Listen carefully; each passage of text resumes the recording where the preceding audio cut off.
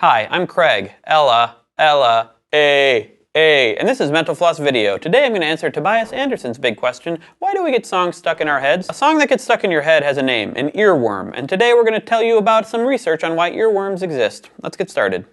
Arted, A.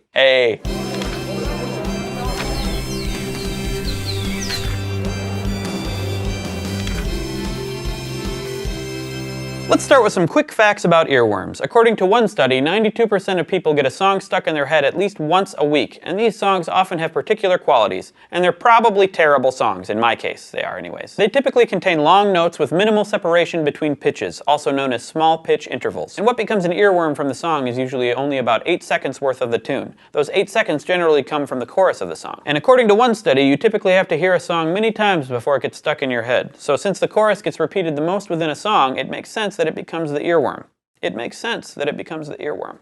It makes sense that it becomes the earworm. Studies show that both women and men experience earworms about as often, but women suffer them for longer periods of time. And certain people are more susceptible. People who claim that they find music extremely important will have more problems with earworms, according to one study. The same goes for people who have obsessive qualities. So let's get into some causes of earworms. One study conducted at Dartmouth College discovered that the auditory cortex in the brain might play a role. After playing a song that the study's participants knew, their auditory cortex would activate, and the participants' brains could continue playing music even when the song was paused. According to the lead researcher, the auditory cortex that is active when you're actually listening to a song was reactivated when you just imagine hearing the song. And there are a few things that might trigger earworms. As I mentioned earlier, a song is more likely to get stuck in your head after you've heard it a few times, So exposure is one. Studies also show that mundane tasks like chores and waiting in line are associated with earworms. And the specific task may influence the earworm song, like you might get the song Car Wash stuck in your head when you're waiting at the car wash.